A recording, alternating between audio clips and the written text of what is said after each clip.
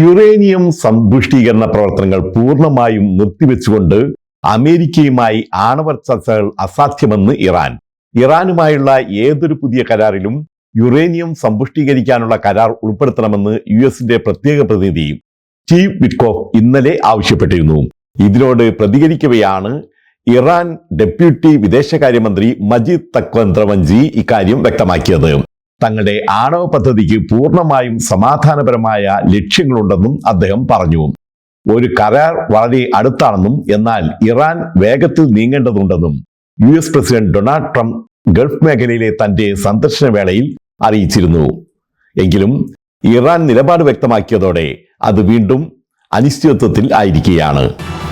Abu Dhabi ലോകത്തിലെ ആദ്യത്തെ AI cognitive നഗരമാകും. ഓട്ടോമാറ്റഡ് പബ്ലിക് ട്രാൻസ്പോർട്ട് ഷെഡ്യൂളിംഗ് മുതൽ ആർട്ടിഫിഷ്യൽ ഇന്റലിജൻസ് വഴിയുള്ള ആരോഗ്യ പരിരക്ഷ വരെ എല്ലാ പൗരന്മാരുടെയും വിരൽത്തുമ്പിലേക്ക് തടസ്സമില്ലാത്തതും സാങ്കേതികവിദ്യ അധിഷ്ഠിതവുമായ ഒരു ജീവിതശൈലി എത്തിക്കാനാണ് ആദ്യത്തെ AI അധിഷ്ഠിത മൊബൈൽ ആപ്ലിക്കേഷനായ MAIA ലക്ഷ്യമിടുന്നതെന്ന് മൈ അയോണിന്റെ CEO ഡാനിയൽ മാരിനെല്ലി അറിയിച്ചു. താമസക്കാരുടെ ജീവിതം, ജോലി, ചുറ്റുപാടുകൾ എന്നിങ്ങനെയുള്ള എല്ലാ മേഖലകളും ആർട്ടിഫിഷ്യൽ ഇന്റലിജൻസുമായി സംയോജിപ്പിക്കുന്ന അയോൺ സെനിഷ്യ AI പദ്ധതിയാണ് 2027 പൂർത്തീകരിക്കുന്നത്. ദുബായിൽ പാർക്കിംഗ് സബ്സ്ക്രിപ്ഷനുകൾ നൽകി തുടങ്ങി. ഇനി പറയുന്ന മേഖലയിലാണ് ഇപ്പോൾ പാർക്കിംഗ് സബ്സ്ക്രിപ്ഷനുകൾ അനുവദിക്കുന്നത്. സിലിക്കൺ ഒയാസിസ് സോൺ എച്ച് 3 മാസത്തേക്ക് പാർക്കിങ്ങിന് 1400 ദിർഹം മുതലാണ് ഫീസ്. ദുബായ് ഹിൽസ് പ്രതിമാസം 500 ദിർഹം മുതലുള്ള സബ്സ്ക്രിപ്ഷനുകൾ ലഭ്യമാണ്. കരാമ, അൽ ഖുസൈസ്, അൽ ഖിഫാഫ് ഉൾപ്പെടെയുള്ള പശ്ചിമ മേഖലകളിൽ പ്രതിമാസം 300 ദിർഹം മുതൽ ആരംഭിക്കുന്ന പാർക്കിംഗ് സബ്സ്ക്രിപ്ഷനുകളും ലഭ്യമാണെന്ന് അധികൃതർ അറിയിച്ചു. സോഷ്യൽ മീഡിയയിലെയും വെബ്സൈറ്റുകളിലെയും വ്യാജ പരസ്യങ്ങളിൽ വഞ്ചിതരാകരുതെന്ന് Emirates Society for Consumer Protection. Hospitality, ഹോട്ടലുകൾ, ഓട്ടോമൊബൈൽസ് തുടങ്ങിയ മേഖലകളിലാണ് ഏറ്റവും കൂടുതൽ തട്ടിപ്പുകൾ നടക്കുന്നത്. ഈ ഓഫറുകൾ പലപ്പോഴും പരിമിത സമയ ഓഫർ, പ്രത്യേക ഡീൽ അല്ലെങ്കിൽ ഒഴിവാക്കാനാവാത്ത അവസരം തുടങ്ങിയ ലേബലുകൾക്ക് കീഴിലാണ് വരുന്നത്. ആഗോളതലത്തിൽ തന്നെ ഓൺലൈൻ സാമ്പത്തിക തട്ടിപ്പ് വർദ്ധിച്ചുകൊണ്ടിരിക്കുന്നതായും കൺസ്യൂമർ പ്രൊട്ടക്ഷൻ സൊസൈറ്റി അറിയിച്ചു.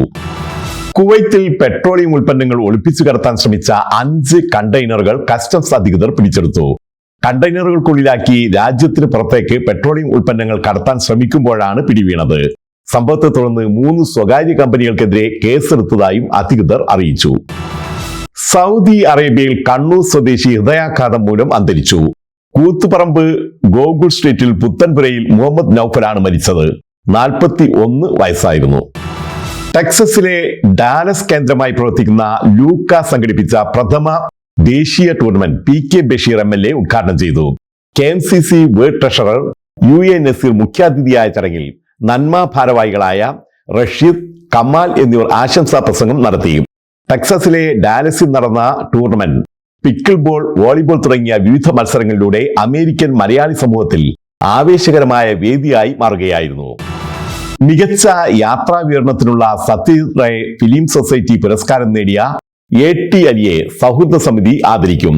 ഇന്ന് രാത്രി 7:30 ഷാർജ സഫാരി മാളിൽ നടക്കുന്ന പരിപാടിയിൽ ഇന്ദുലേഖ, റിയാസ് കിൽട്ടൻ, ബഷീർ തിക്കൊടി, സിദ്ദീഖ് മുഹമ്മദ് ആജി എന്നിവർ പങ്കെടുക്കും. തുടർന്ന് സക്കീർ വടക്കോട്ടിന്റെ ഗസൽ സന്ധ്യയും അരങ്ങേറും.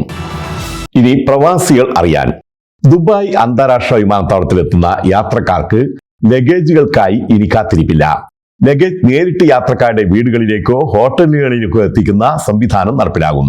എമിറേറ്റ്സിന്റെ വിമാനത്താവള സേവന വിഭാഗമായ ഡിനാറ്റയുടെ ഭാഗമായ മർഹബ ഡുബ്സ് അഥവാ ബാഗേജ് ടെക്നോളജി ആൻഡ് ലോജിസ്റ്റിക് കമ്പനിയാണ് ഇത്തരമൊരു സംവിധാനം ഒരുക്കുന്നത്. ദുബായിൽ നിന്ന് പുറപ്പെടുന്ന യാത്രക്കാർക്ക് അവരുടെ ലഗേജ് റിമോട്ടായി ചെക്ക് ഇൻ ചെയ്യാനും കൈമാറാനും ഇമിഗ്രേഷൻ വഴി വേഗത്തിൽ ട്രാക്ക് ചെയ്യാനുമുള്ള സംവിധാനവും ഇതോടൊപ്പം ഒരുക്കിയിട്ടുണ്ട്. ഇതിനായി യാത്രക്കാർക്ക് marhaba-services.com ബുക്ക് ചെയ്യാവുന്നതാണ്. ഇതിന് പ്രത്യേക സേവന ഫീസ് ഈടാക്കുമെന്ന് മാത്രം.